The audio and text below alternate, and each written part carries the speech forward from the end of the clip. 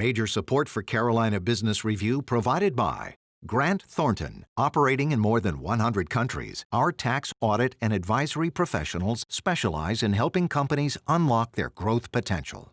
Colonial Life, providing benefits to employees to help them protect their family, their finances, and their futures. High Point University, the premier life skills university, focused on preparing students for the world as it is going to be. And Sonoco, a global manufacturer of consumer and industrial packaging products and provider of packaging services with more than 300 operations in 35 countries. What will the summer of 2020 be remembered for? Racial unrest, community protesting, a public health crisis, diminished job prospects, personal financial challenges, social distancing, a lack of summer vacations. I'm Chris William, and welcome again to the most widely watched source of Carolina business policy and public affairs. Thank you for supporting this program for almost 30 years now. And as we get past the stunned feeling we had earlier this year in March about how much our lives have changed, how much have they changed?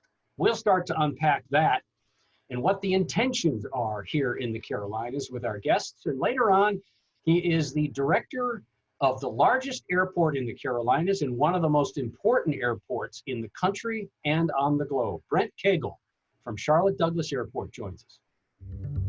Gratefully acknowledging support by Martin Marietta, a leading provider of natural resource-based building materials, providing the foundation upon which our communities improve and grow. Blue Cross Blue Shield of South Carolina, an independent licensee of the Blue Cross and Blue Shield Association. Visit us at southcarolinablues.com.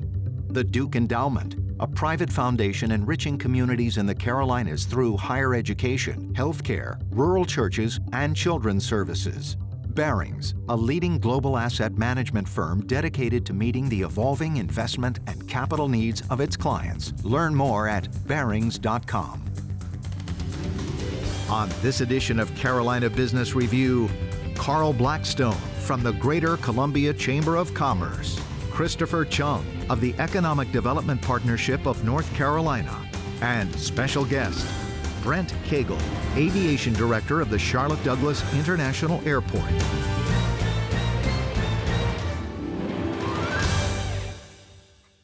And welcome to our program. A couple of, I hate to say this it's not a demeaning way at all, but a couple of regulars, because we like them so much and they're so good at chatting with us and bringing to bear the issues of the day. Carl Blackstone from the Columbia Chamber and Christopher Chung from the Economic Development Partnership of North Carolina, a couple of smart guys. So welcome to the dialogue, gentlemen, and good to see you both. Looks like you're staying safe. I'm assuming you are.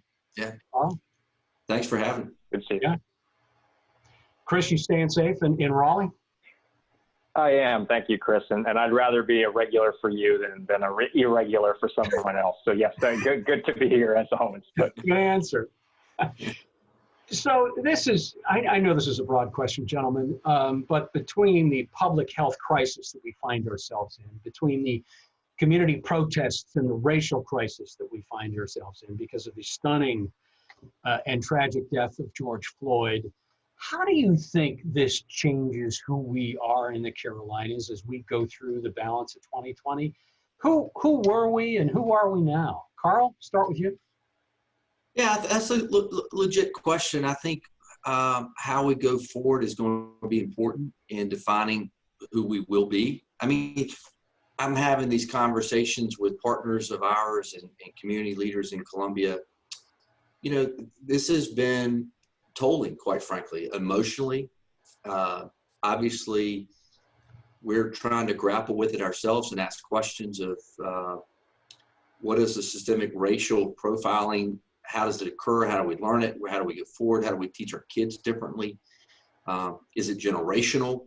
Because we're seeing a lot of that. And it's a layered approach. I mean, as you mentioned, 3 months of COVID and a dip in the economy and the stress of losing jobs or being furloughed on top of this. I mean, it is a layered effect. And so we just have to treat it like an onion and peel it back and say, let's deal with each layer as we can.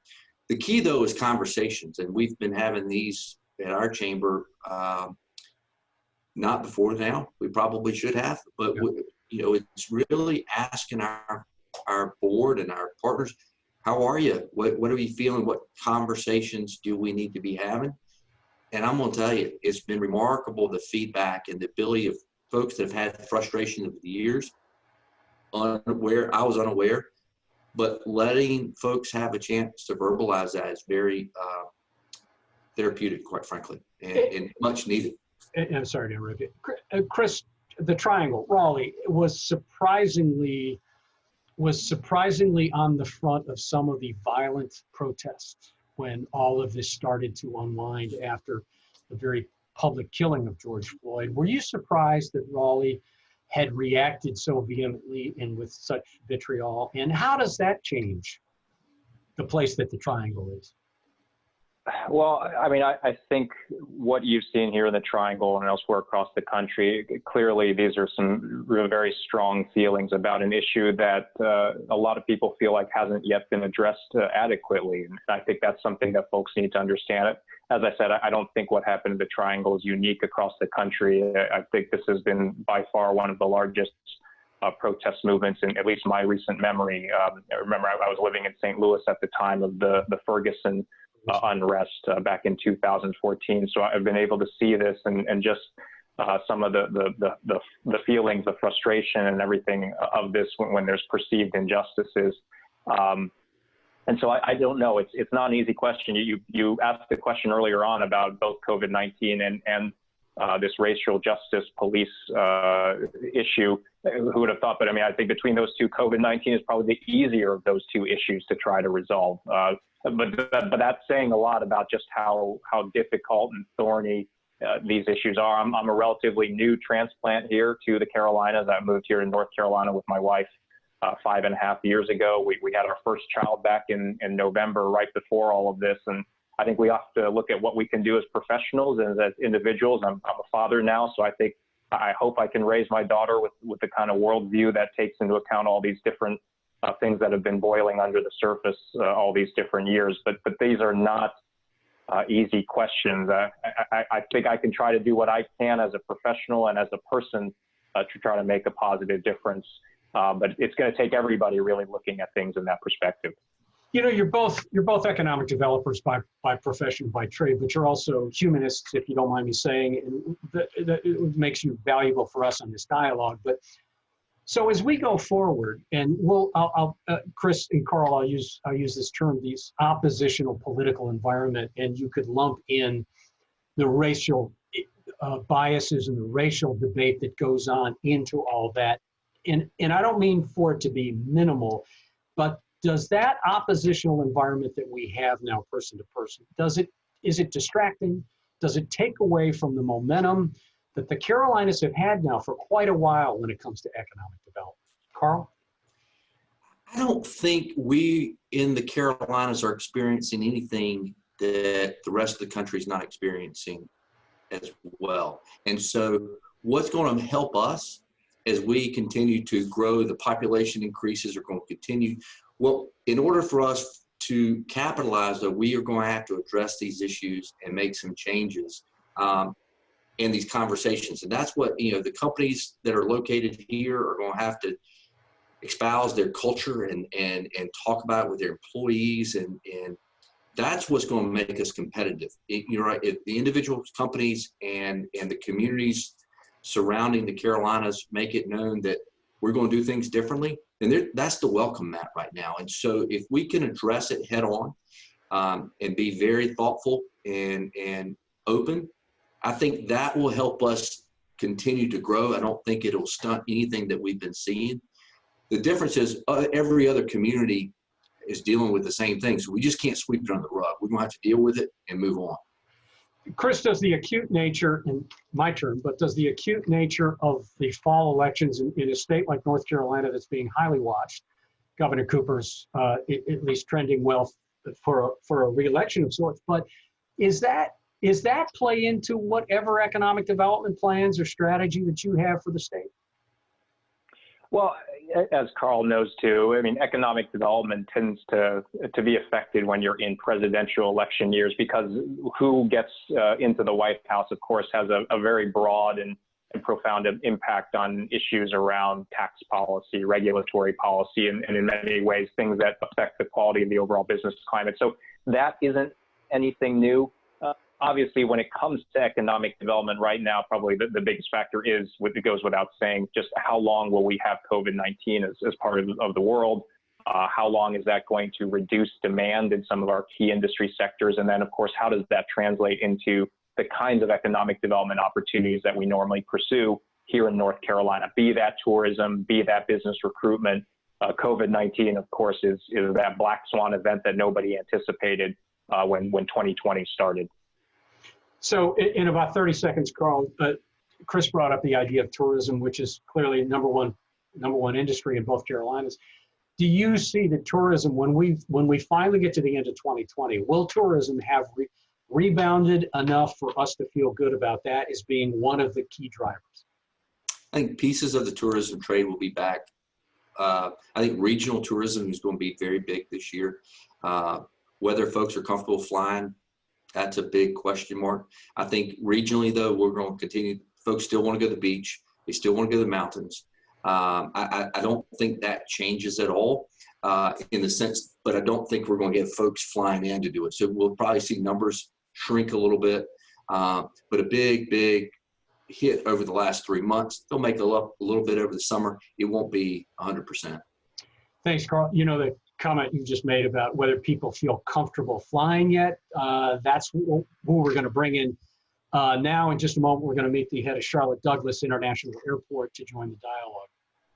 Joining us now is someone in a key position for sure in one of the major economic development assets here in the Carolinas, but went on record in early March with his concern about traffic at one of the largest airports in this country, and in fact, one of the largest on the globe. Charlotte Douglas International Airport Director Brent Cagle joins us. Mr. Director, welcome to the dialogue again, Brent.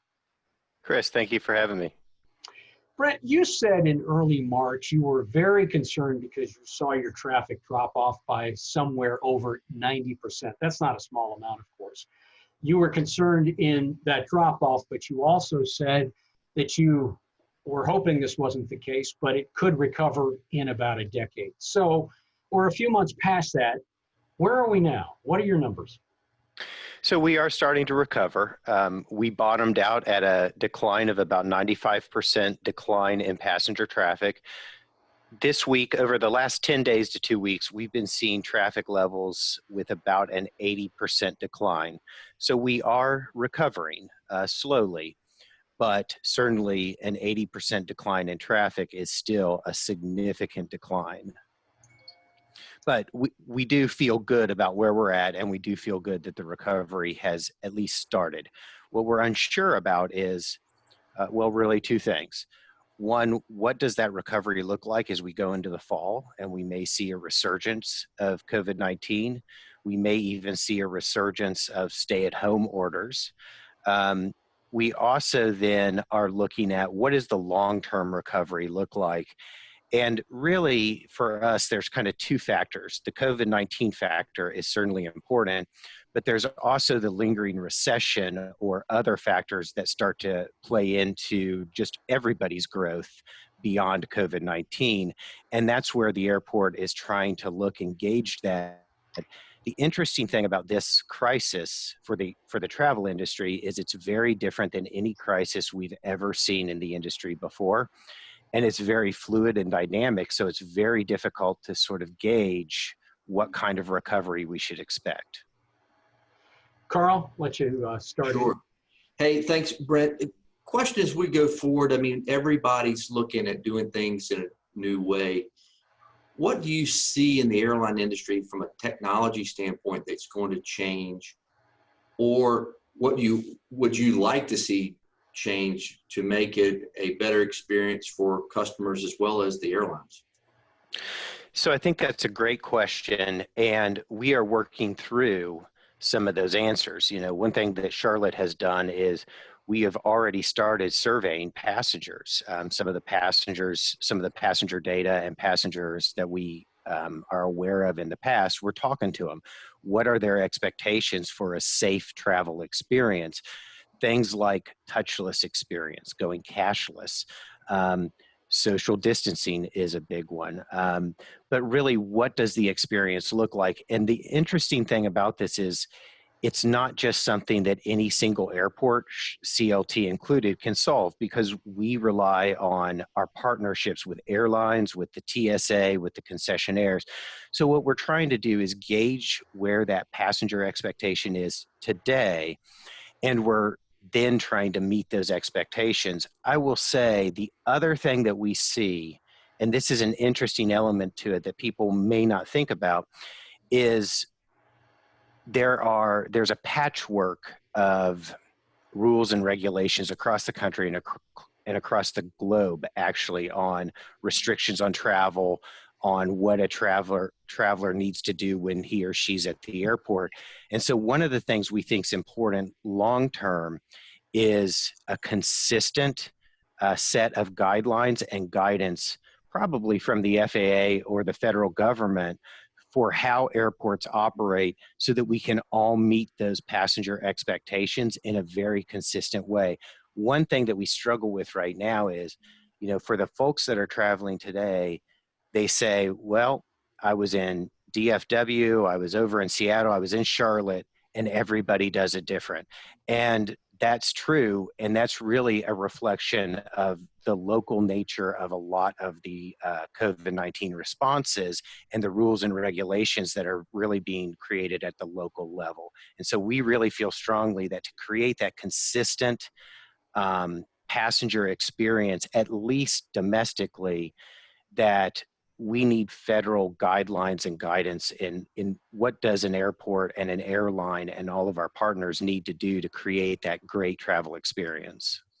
Chris? Brent, it's good to see you again, and thanks for everything that you're doing in these challenging times. You talked about that traveler experience. Hopefully, as people get more comfortable with the safety aspect of airports, of course, airports are not just for going there and getting on a plane and leaving. There's all sorts of businesses, restaurants, retailers, vendors, other concessionaires operating within a large airport like CLT. How does that business model work when you're looking at what could be at least several months, maybe longer, of diminished passenger traffic? It's a bit of a chicken and egg. Do you have the vendors there catering to a lower crowd, or do you wait for a certain amount of passenger traffic before those businesses can reopen profitably? I'm just curious, how does that look right now within Charlotte Douglas? So right now, that is a great question, and the answer is really both of those things. Right now, we have numerous concession locations closed, and that's just simply because there is not enough passenger traffic to support all of the concessions that were open. When you think about 20,000 people a day or 25,000 people a day going through the terminal, which is about where we're at now, the number of concessions needed to support that level of traffic is far different than when we had 125,000 people a day. So we're working through that. At the same time, we are working with our concessionaires to understand what we need to do to get back open and operational, because there still is a passenger expectation that there will be sufficient number of stores and restaurants open to meet their needs. So it is a bit of a fine line. But there's as I'm listening to you as you're going through this, Brent, the idea is, if anyone has ever flown through Charlotte, they know that social distancing is not Charlotte, and especially on a busy weekend. So how do you tactically operate when you've got to keep social distance, whether it's going through TSA, whether it's lined up at the gate, whether you're just entering into the airport, but knowing that when there is a vaccine, the whole game has changed again, and we're back to not normal, but we're back to crowding into an airport like Charlotte. Yeah, so I do think that is interesting, and it is a fine line that we're trying to walk. What do we do right now to deal with the situation, knowing that it's all fluid? It could change over the next 3 months, 6 months, 12 months. I think that there's another reality, and we're starting the process of messaging this heavily to our passengers, There are things that the airport, the airlines, and our partners can do to keep our employees and our passengers, our customers safe. There are also things that passengers and customers need to do, right? There are things that passengers and customers can do to be good travelers, and we need their help. Only together will we actually meet everyone's expectations. There are going to be times in an airport where social distancing is difficult. All of the airlines, all of the airport, we're doing our best to promote social distancing. But the reality is, when you're boarding an aircraft and there's one door on an airplane, social distancing is tough. That's why other things like hand sanitizer, like wearing facial coverings, that's where we need everybody to come together and be a part of the solution to protect everyone. Because the reality is, the airport, the airlines, we can't individually create solutions that are going to work. We need everybody working together. And that is part of our message to the passengers. Here's what we're doing to help keep you safe, but we need your help. Carl. Yeah, I hate to do this, but I'd like to pivot a little bit off of COVID and ask a question about the industry as a whole. For the last 5 to 10 years, there's been well-documented pilot shortage out there. Going forward, obviously, numbers are going to determine, the economy will determine numbers going forward as it relates to traffic. But how do you use this time to help build the field for future years when you really do need some pilots and you've got to reset the workforce to some degree? What's the industry going to do? How are you impacting that in the Charlotte area, Raleigh area, anywhere in the Carolinas? How do we collectively have enough pilots to keep the planes in the air? So, that is a good question. The airlines are really looking at how do they optimize their routes? How do they optimize their fleets? In a way, if you want to think about a crisis and, the silver lining, what good can come of this, I think that it's giving airlines an opportunity to think about how they optimize their operation in a way that they weren't able to before. So that, in a strange way, is a good thing. Using the airport as an example, we're doing the same thing. Our terminal lobby expansion project, that is the largest single capital project that we have ever undertaken, over $600 million project. We broke ground on that project in October of last year. And as soon as COVID-19 happened, of course, there's always that sort of knee-jerk reaction to say, uh-oh, this is a huge project. Should we stop? As we started looking at it, right now is the time to keep pushing forward. It's less impactful because there's less people, but ultimately the terminal lobby expansion is something that we needed before COVID-19, and honestly, we'll need it even more after COVID-19 because our terminal lobby is too small. And if one thing's for sure that we know for sure is space, we need more space, not less, at the airport to create that safe travel experience. So we're pushing forward on these projects. And I think the airlines are doing the same thing. They're looking at how they can optimize their routes, how they can optimize their business model to come out of this stronger. Now, I will say, from Charlotte's standpoint, historically, CLT has always fared better than most other airports in crisis, whether it be the recession, 9/11. We have less reductions during the crisis, and we usually recover faster than other airports post-crisis. So, and we're seeing that today. Both of those things are true today at CLT. So the other thing that we're really focused on is how do we meet the changing expectations and position ourselves to come out strong, if not stronger than before. And that's really our focus right now. We have about a minute. Chris, do you have a quick question? I'm just curious, how does revenue replacement in the near term look like for airports where passenger facility charges are down, landing fees are down, concession revenues, parking revenues? I'm just curious, how do you fill some of that hole, at least in this near term, while we wait for the air industry to recover? So the completely honest answer to that is it's been difficult. We've reduced our operating budget significantly, but the huge benefit that we have is Congress. They dedicated $10 billion to airports in the CARES Act. CLT received $135 million. That is what, a primary support or federal support that we're relying on to get us through fiscal year 21 and into fiscal year 22, which will be very challenging. Brent, we only have about 30 seconds left, and we've got to get to Finn. It's not enough time. But is there a huge shoe to drop if American Airlines, who has most of the gates at Charlotte Douglas, if they have long-term fiscal challenges, does that trickle down to long-term fiscal challenges for CLT? Well, yes, but we are also, so this is something that's inherent in our DNA. CLT is the most efficient from a cost perspective to the airlines airport in the country, and we're going to retain that cost competitive nature, and that helps us retain that position inside the American Airlines network as a primary hub. Thank you. I know that didn't give you enough chance to answer that, but Brent, thanks for taking time, because I know you are on the bubble and on the front edge of this helicopter blade for sure. So thank you for taking time to be in our program. Always nice to see you. Yeah. Thank you.